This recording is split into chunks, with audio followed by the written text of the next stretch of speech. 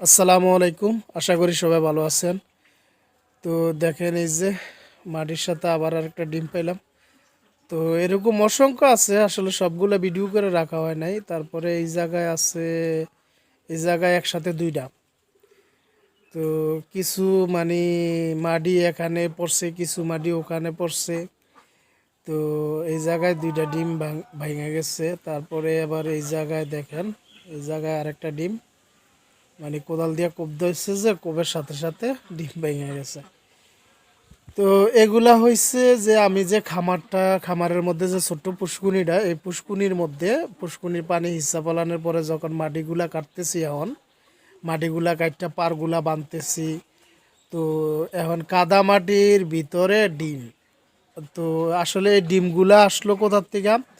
হাঁসগুলা যখন সকাল সকাল ছেড়ে দিছি, আর হাঁসগুলা যখন নতুন ছিল, তো তখন হাঁসগুলা ডিম পাড়ার কোনো নির্দিষ্ট টাইম ছিল না। সকালে 8টা 9টা বাজে যদি ছাড়তাম, তারপরেও পানিতে ডিম পাইরা দিত।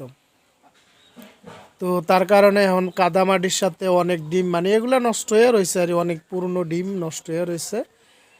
তো এখন বর্তমানে এই যে মানে চতুর্পাশে পারগুলা আবার বাঁধতেছি, যে পারগুলা আগে আগে এরকম ছিল, হাঁসে একদম সব কিছু নষ্ট করে দিছে। কারণ তখন নেট দিয়ে বের দেওয়া হয় নাই। আর যদি নেট দিয়া দিতাম চতুর্পাশে, তাহলে আমার এই পারগুলা নষ্ট কইরা আর এখন নতুন করে আবার জরিপানা দিয়ে এখন পারগুলা আবার বানতে হইতো না। তো যাই হোক, যেটা ভুল হয়েছে, যেটা বুঝি নাই, না বুঝার কারণে নেট দিছি আমি, তবে নেট দিছি আমি পরে যাইয়া। তো এখন আবার পারগুলা বানতেছি, আর এই জায়গাটা একটু গর্ত করতে, যেহেতু পারগুলা ভাঙা পুরাটা জমি আবার জমির মতো বরট হয়ে গেছিল। তো এখানে সর্বোচ্চ 1 থেকে 1.5 ফুটের মতো পানি ছিল, যেটা হাঁসগুলা পানিতে নামার সাথে সাথে পানিগুলো একদম গোলা হইয়া, মানে এমন বাজে অবস্থা হইতো পানিগুলার। তো সারাদিন হাঁসগুলায় পানি খাইলে তো হাঁসগুলা তো অসুস্থ হইবই। তো ঠান্ডার ওষুধ খাওয়াইতে হইতো। তো এই যে এই জায়গাটা দেখতেছেন, এই জায়গাটা আমি মাটি ফালাইয়া একটু বরট করতেছি, আগের চাইতে একটু বেশি বরট করতেছি।